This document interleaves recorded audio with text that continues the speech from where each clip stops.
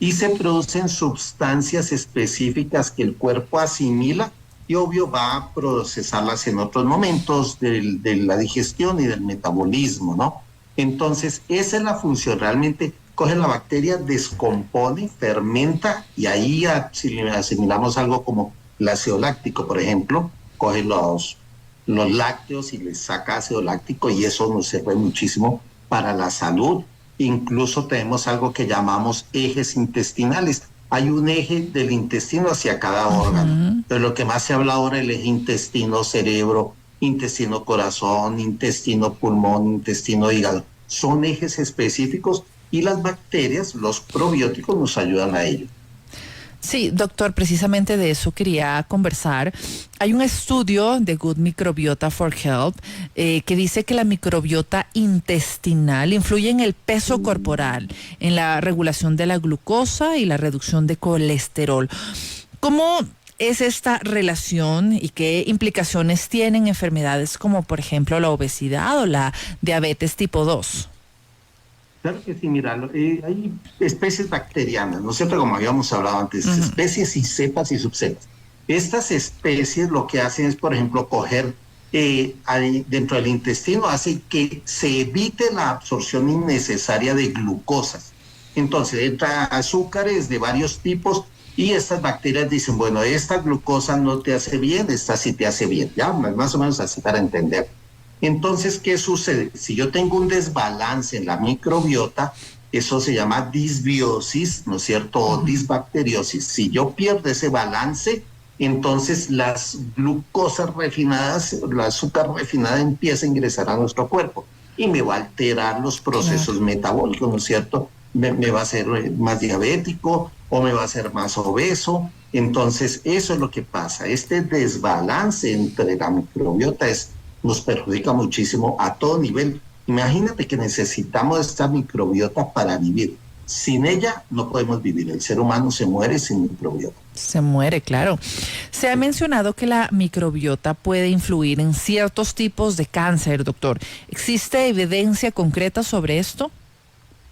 Bueno, sí, son teorías muy plausibles. Por ejemplo, tenemos en el colon bacterias que combaten el cáncer de colon. Por ejemplo, no es que se comporten como fármacos oncológicos, no es eso, pero le dan mejor calidad de vida al paciente y el paciente va a responder mejor ante el cáncer. Pero se ha demostrado que las bifidobacterias, así se llaman, porque son como unos bastoncitos con cabecitas al lado y lado, entonces se llaman bifidobacterias bífido. Estas bacterias que viven mucho en el colon ayudan a retener o a retardar el proceso de cáncer de colon, por ejemplo. Eso está demostrado plenamente. Pero eso sí aclaramos, no es que porque yo consuma probióticos ya no va a tener cáncer, no. Claro. Nos ayudan a defendernos, que es otra cosa. Muy bien. ¿En qué medida la microbiota, doctor, la microbiota intestinal, influye en el estado de ánimo y en el bienestar general a través de la producción de neurotransmisores, por ejemplo? Si quisiera que profundicemos en este tema. Claro que sí, es algo súper interesante. Fíjate que cuando el intestino está alterado, por decirte, se enfermó por algún motivo o lo que fuese, ¿no es cierto? Parásitos, bacterias, o tuve una transgresión alimentaria, que es una enfermedad por haber comido algo mal, descomposición o me hizo daño, tuve indigestión. El intestino se comunica con el cerebro y el cerebro produce una sustancia que se llama acetilcolina. La acetilcolina es un neurotransmisor muy potente, controla uno de los sistemas más importantes que tenemos, que se llama el parasimpático. Entonces, expliquemos qué es esto, el simpático y parasimpático. El simpático es todo ese sistema que nos alerta, ¿de acuerdo? Y el parasimpático es el que le dice al simpático, pero alerta, pero con calma, no te exageres, ¿ya? O si se le va la mano al parasimpático, el parasimpático le dice, a ver, tranquilo, parasimpático, contrólate. Entonces está el uno regulando al otro. Entonces está demostrado plenamente que el intestino se comunica con el cerebro y el cerebro produce acetilcolina y la acetilcolina cumple muchísimas funciones, entre ellas la estabilidad emocional. Entonces ahí es donde viene esta situación de que, claro, tenemos un eje intestino-cerebro, en este caso, intestino-cerebro, parte emocional. Entonces así más o menos funciona la situación. Wow, entonces el estrés podría ser un factor perjudicial para la microbiota. ¿Cuáles son las consecuencias, doctor, concretas de estos factores en la salud digestiva? Claro, si tú tienes una disbiosis o una disbacteriosis, depende de la especie bacteriana afectada, porque es por especie, ¿no es cierto?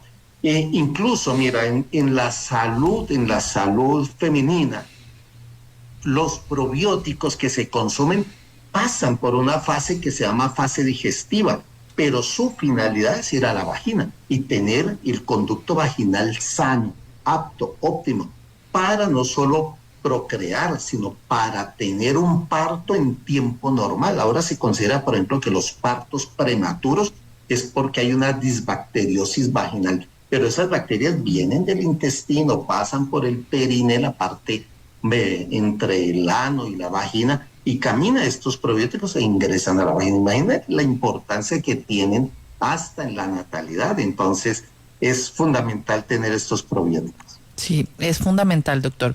¿Cuál es la diferencia entre los probióticos y prebióticos? ¿Cómo influye en la microbiota? Muy bien. Todo ser humano necesita energía para vivir, y los probióticos necesitan comer. ¿Y qué comen? Prebióticos. Estos prebióticos son los alimentos de los probióticos. Y hay una consideración súper importante. Nosotros los seres humanos necesitamos consumir estos prebióticos, no para nosotros no los digerimos, nosotros no los absorbemos. Eso se lo dejamos a las bacterias. Entonces la bacteria en el proceso de digestión escoge sus alimentos mientras fermenta los nuestros, ¿de acuerdo? Entonces, se alimenta de estos prebióticos y además deja que nosotros nos alimentemos del resto de la comida que hemos consumido. Esa es la diferencia entre prebiótico, que es el alimento, del probiótico. Perfecto, ya entendimos la diferencia, doctor. Gracias por la explicación. Sabemos que llevar una vida activa, cuidar, obviamente la alimentación es clave para la microbiota. ¿Por qué es tan determinante el estilo de vida en este equilibrio? Claro, porque mira, si la persona consume alimentos que no contienen probióticos, ojo, no todos los alimentos contienen probióticos, claro, solo aquellos que derivan de la fermentación de la que hemos hablado anteriormente, esos tienen probióticos, porque los probióticos son seres vivos, bacterias vivas, no bacterias muertas, sino vivas.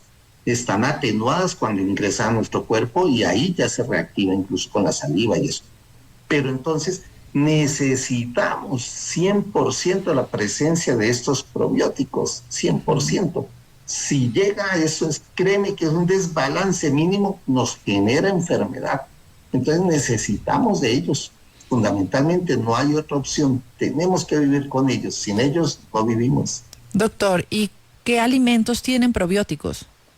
Bien, es una pregunta que muy interesante.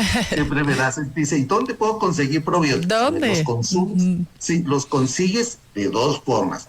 Digamos naturalmente, la naturaleza de todos los alimentos que son fermentables, ¿no es cierto? El yogur, el kéfir y todas estas sustancias que conocemos, todas estas estos alimentos que conocemos que son fermentados, ¿no es cierto? Eso es claro. Hay un sitio que se puede obtener muy buen probiótico y es del pan de masa madre, que últimamente ha tomado mucho auge y es importantísimo. Incluso cuando se vende el pan de masa madre te dicen cuánto tiempo de fermentado tiene, ¿no es cierto? Entonces eso te da más o menos la cantidad o posibilidad de probióticos que pueda tener. Y la otra fuente es la industria farmacéutica. La industria farmacéutica produce probióticos de altísima calidad certificados. Esto es muy serio y hay que ser en esto muy justos desde el punto de vista industrial y ético. No es que cualquier laboratorio puede traer probióticos y ponerlos a la mano de las personas. Claro. No, estos probióticos tienen que estar certificados, tienen que ser de cepas muy bien estudiadas, y decir así, voy a usar una palabra para que me entiendan, cepas limpias, que no vayan a enfermar, porque también puedes consumir probióticos que te enfermen. ¿Por qué? Porque son de mala calidad o se descomponen en el proceso. Y otra cosa importante es no abusar de los probióticos farmacéuticos. O sea, me voy a tomar todos los días probióticos. No, No, claro. porque terminas enfermo por exceso. Por de exceso, probióticos. claro. ¿Y cada Así es. cuánto tenemos que tomar probióticos, doctor? Bueno, cuando hay un desbalance, cuando sientes que hay un problema intestinal, ¿no es cierto? Que se consumía antibióticos y me da diarrea por el uso de antibióticos. Entonces, ¿qué quiere decir? Bueno, el antibiótico, digamos, tengo una infección en la piel, me quito la infección de la piel, pero me mata todas las bacterias del intestino. Entonces quedo lavado, limpio. Claro. Entonces ahí hay que recuperar esa flora, ahí hay que dar Tomar probióticos. probióticos, ¿no es cierto? Pero Muy bien. no es que hay que coger, bueno, cada 8 días me tomo. No es así, es por necesidad. El estómago te lo va diciendo, si hay diarrea hay que recuperarlos, ¿no es cierto? Hidratarse bien, comer bien y recuperar los probióticos. Eso no lleva más de un tratamiento de una semana. Así que por ahí podrían ir los tratamientos, pero no cogerlos como por gusto, ¿no? Exacto. Últimamente no es conveniente. Tenemos que tener cuidado. Tenemos un mensaje, dice, buenos días doctor, dicen que no debemos mezclar proteína con menestras y arroz y que tampoco debemos tomar leche. Yo tengo problemas gástricos, no asimilo bien la comida. Peor si son granos secos. Tengo fibromialgia e hipotiroidismo. Gracias doctor, le habla Gardenia de 52 años.